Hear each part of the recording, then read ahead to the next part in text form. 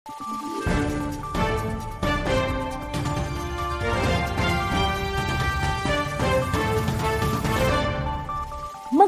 araw, Pilipinas! Ito ang Valiente News hatid sa inyo ng Office of the Vice President.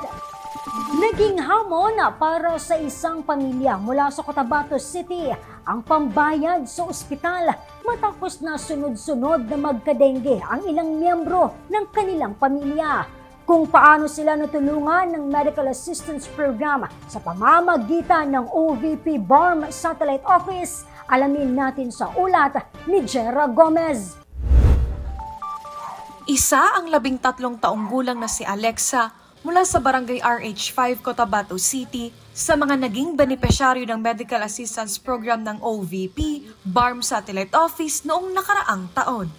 Kwento ng tiyahin nito na si Girlie, unang nagkadengge ang nakababatang kapatid ni Alexa noong Hunyo at sumunod naman ito makalipas ang ilang buwan. Na-hospital si Alexa last year. Tapos ang yang sakit, dengue. Gikuan na mo kay nagkuan naman gyud iyang lagnat dire, magbaba, magtaas na pod nung dili magkuan ba di. Gidala na nang sa ospital. Dugay-dugay gani mi didto. One week. Puli-puli yang mama tapos ako kay wala man mi lain kuan kay ang papa magabi ilang pod. Problema jud kay kuan man kay si Alexa, gasakit. Kuan man siya kuan kay na bata ba. Problemado kayo kay di mainom tambal. Inigtusok pa ko hagdugo, gasigi pa mig pugong kay magsyagit.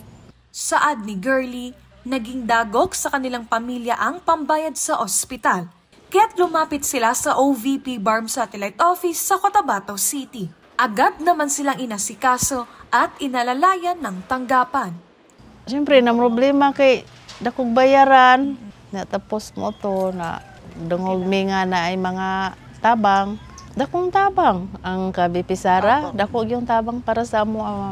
Kay gilay man ka 10,000. Nakaltas dito kisa may muhatag ana sa...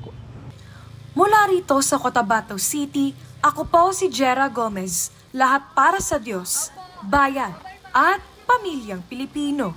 Valiente News.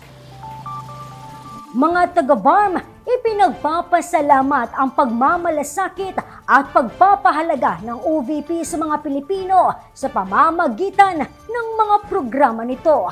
Ako si Claudette Loreto para sa makabuluhan, naninindigan at matapang ng mga ulat at impormasyon. Maraming salamat.